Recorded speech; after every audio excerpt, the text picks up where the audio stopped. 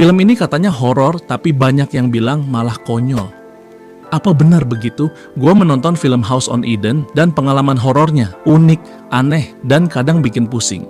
Gua sendiri sempat mikir mau mereview film ini atau tidak, tapi ya gua paksain aja karena rencana awalnya adalah membuat channel ini menjadi channel yang memiliki daftar lengkap berbagai macam film.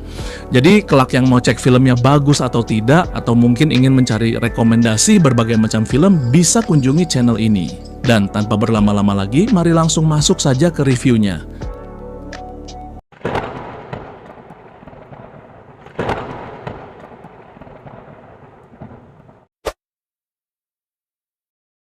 Ngomong-ngomong, sebelum lanjut, gua mau mengingatkan, ini adalah film horor dengan gaya found footage.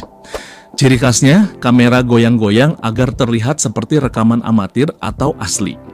Jadi di film ini, seolah semua syutingnya berasal dari rekaman atau vlog dari para pemainnya sendiri. Tujuannya agar penonton mendapat sensasi realistis seakan ikut dalam kejadian. Jadi rekamannya itu kayak rekaman handphone kalian, sorotan cahaya, kadang silau, kadang redup tak beraturan. Bahkan gua sendiri sempat bingung mau tambahin filter apa, agar video yang gua review bisa lebih jelas. Ya ampun nih, sebenarnya gua hanya editor amatir guys, ini tambah dikasih bahan dari video yang terlihat amatir. Nah, film ini sebenarnya menceritakan 3 orang konten kreator investigator paranormal yang berencana untuk menyelidiki sebuah pemakaman tua sebagai bagian dari konten paranormal mereka. Namun tiba-tiba mereka malah mengubah tujuan dan pergi ke sebuah rumah tua yang terletak di tengah hutan. Mereka meninggalkan kendaraan, berjalan kaki melalui hutan lebat dan mulai berpencar untuk merekam video. Namun di dalam hutan, beberapa dari mereka sekilas melihat sesosok orang yang awalnya dikira salah satu dari mereka. Dan begitu didekati, sesosok samar itu selalu menghilang, seolah kayak anggota DPR yang lagi digeruduk massa.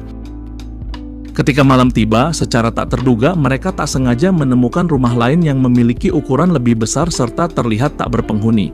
Tapi setelah memasuki rumah tersebut, interior dalam rumah terlihat terawat dengan baik, seolah-olah pemiliknya baru saja pergi. Salah satu kamar dalam rumah itu terdapat tulisan Lilith di atas pintu, serta berbagai gambar dan simbol terkait Lilith yang tersebar di seluruh rumah. Dan ketika melakukan pencarian di internet, mereka menemukan bahwa Lilith adalah roh jahat yang dikenal sering mengganggu pria dan memburu wanita hamil. Meskipun merasa tidak nyaman seolah ada gangguan supranatural, salah seorang dari mereka bersikeras untuk tetap tinggal dan berharap dapat meningkatkan popularitas saluran mereka. Dan malam harinya, mereka mulai merekam menggunakan berbagai perangkat untuk berkomunikasi dengan roh hingga akhirnya sesuatu yang tidak diinginkan mulai terjadi. Nah, itu adalah sinopsis pendek dari filmnya guys. Dan sebenarnya, film ini berhasil menciptakan suasana tegang dan menakutkan. Tapi asal kalian tahu, film ini kalau dibuat menjadi alur cerita film, bakal jadi cukup pendek. Jadi bukan hanya sinopsisnya yang pendek. Kenapa? Karena banyak adegan pembicaraan kurang penting di film ini, mungkin sampai lebih dari setengah durasi yang membuat gua bosen. Dan bahkan kayaknya belum ada yang membuat alur cerita dari film ini. Selain itu, ada adegan seperti sudah tahu perasaan mereka mengatakan di rumah itu berbahaya, tapi ada saja orang yang tiba-tiba pengen cepat mati dengan konyolnya mengatakan ingin tinggal demi mendapat rekaman menakjubkan dari tempat itu. Dan itu adalah salah satu adegan klise yang paling gua nggak suka. Karena kalau bisa, filmnya dibuat berjalan dengan cerita yang lebih natural tanpa seolah dipaksakan. Dan alasan kenapa gua pusing saat menonton film ini adalah karena kamera dan pencahayaan terasa amatir tanpa tujuan artistik. Memang ada jenis film yang mirip seperti ini, namun pencahayaan dan goyangan kamera dari film ini terasa sedikit terlalu berlebihan, seperti gelap, blur, atau acak. Kamera goyang terlalu ekstrem atau bergerak tidak logis sampai bikin penonton pusing. Pencahayaan terlalu minim atau blur kadang malah tidak bisa melihat apa yang terjadi. Jadi horornya hilang dan malah membingungkan.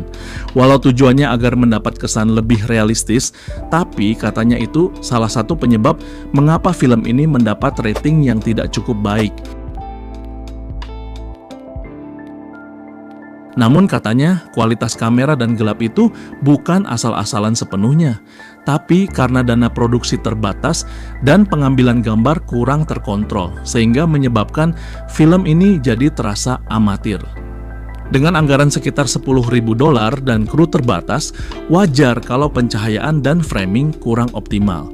Tapi untuk sebagian orang, efek ini malah memberi sensasi asli atau real, jadi kembali ke selera masing-masing. Jadi kalau kalian suka horror low budget, found footage, atau penasaran sama film indie eksperimental, film ini patut dicoba. Tapi kalau kalian berharap kualitas visual seperti film Hollywood atau jump scare yang rapi, mungkin akan sedikit kecewa. Jadi House on Eden bukan film horor sempurna, tapi bagi sebagian orang cukup menarik untuk ditonton.